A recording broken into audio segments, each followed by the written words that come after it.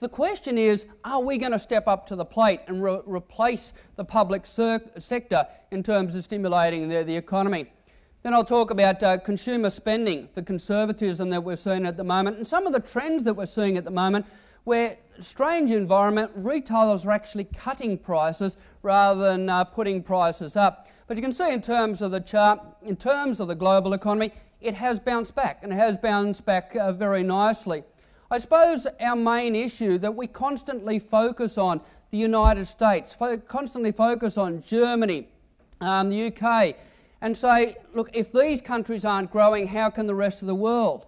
We do need to change our focus, because the greatest drivers of the global economy now are not these nations. It's not the United States, it's not Germany and the likes. It's the Asian nations which are driving economic activity. That's happened over the last couple of years, and importantly, that's going to continue going forward.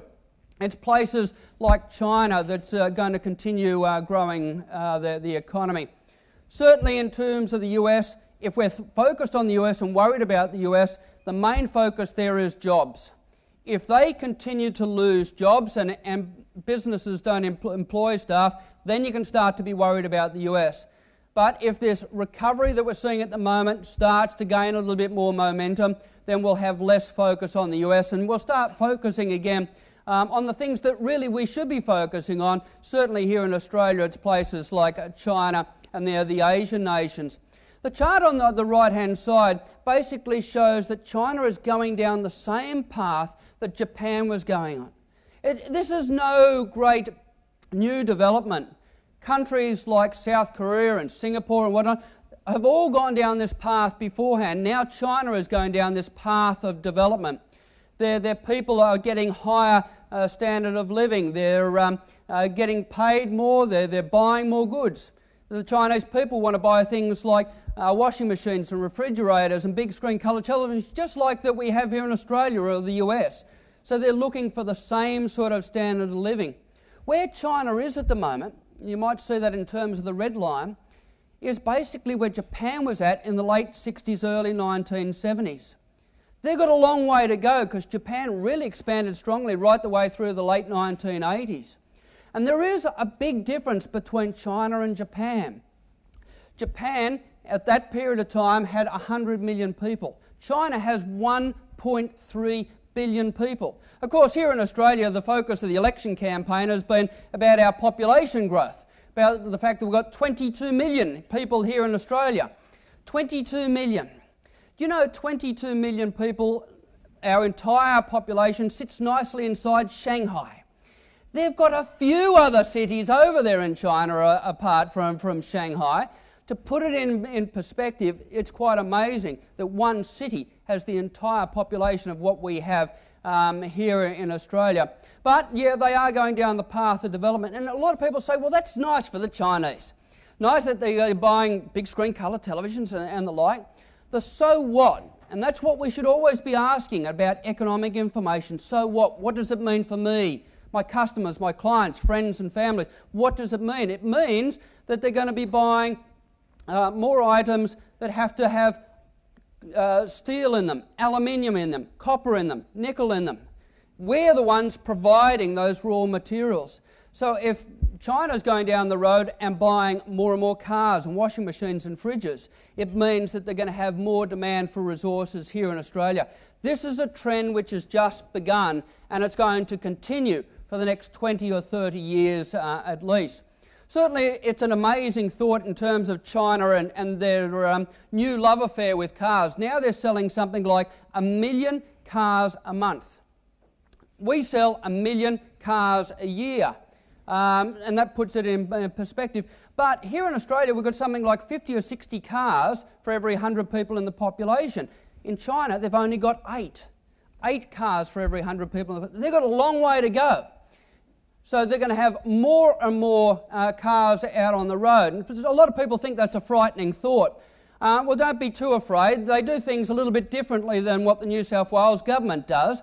They make sure that the roads are in place first before the cars go out. They make sure that the infrastructure is in. I'm not getting a lot of Christmas cards at the moment from the New South Wales government. Also from Victoria and also Queensland, because I did a report which came down a little bit negatively on those economies. I say that the outlook for those economies is pretty good, but of course this is an election period and it wasn't too well received at the moment. But China, it is buying more and more cars. Actually, you might say, well, how can I make a contribution to this? One thing Australia could do is actually supply driving instructors to the Chinese. You can imagine all those Chinese, they've been driving bicycles around the place and motorbikes, but not too much in terms of cars. It's a little bit frightening. Anybody gone to Shanghai and tried to cross a road, it's a bit like that. What's happening here in Australia? Well, by contrast to the rest of the world, here in Australia it's boring.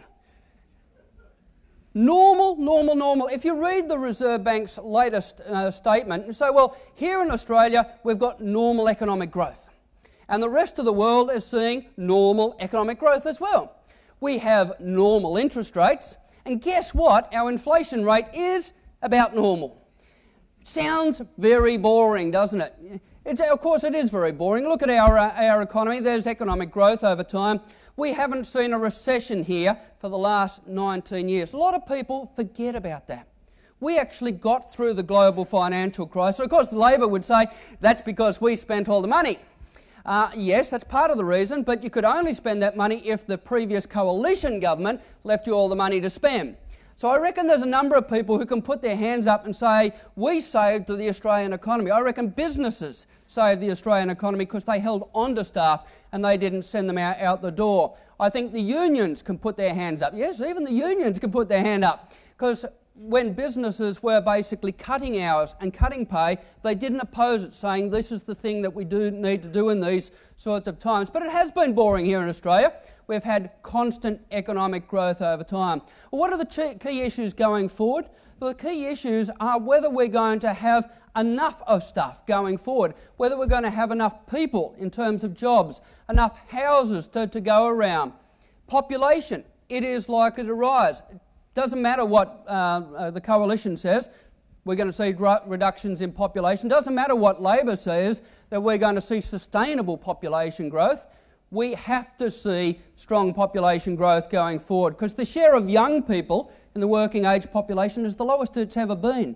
And we're going to have to be able to meet the demand for skills, have to go abroad. One of the other key issues which is happening at the moment is deflation. I'll talk about that. A lot of businesses saying this is an amazing environment. Usually here in Australia we say consumers are spending like there's no tomorrow and whacking it all on the credit card. Well, we must have gone to another country overnight, because that isn't happening. Consumers aren't spending like there's no tomorrow. Even in terms of the business community, a lot of people are blaming the banks because they're not lending at the moment. This is the latest National Australia Bank Business Survey. Do you know 53% of businesses are saying we don't need borrowings at the moment? The majority of businesses are saying we don't need loans. We don't need... we've got a small business table from the Commonwealth Bank here. Anybody who wants to see them afterwards, they're crying out for business. There's a little commercial there. But it's an interesting sort of environment, and this is what humans do. We get pessimistic during the bad times and over-optimistic during the good times. We think that there's no reason that we do have to be so downbeat, but certainly it's happening at the moment. And as a result, consumers and businesses are relatively optimistic at the moment. Confidence levels are high, but to be able to get people to buy goods, they're cutting prices. And of course, if you read the media, you'll say, well, isn't all the cost of living going up? Things like electricity and gas. And you say, well, yes, but you look at the cost of cars. You look at the cost of clothing, overseas travel. Go through a lot of items, and it's actually cheaper than it was 12 months ago. In this sort of environment where consumers aren't spending, as a result, we're seeing lower prices. These are challenging times for retailers, and we just don't know how long it's going to last, this new conservatism that we're seeing in the place. So this is something that all businesses learn to adapt to. Of course, you can go out there and like everyone else, slash your prices, but that's a self-defeating game. At the end of the day, those businesses who work on service and keeping their service quality up are probably likely to do a whole lot better than those focusing just in terms of price.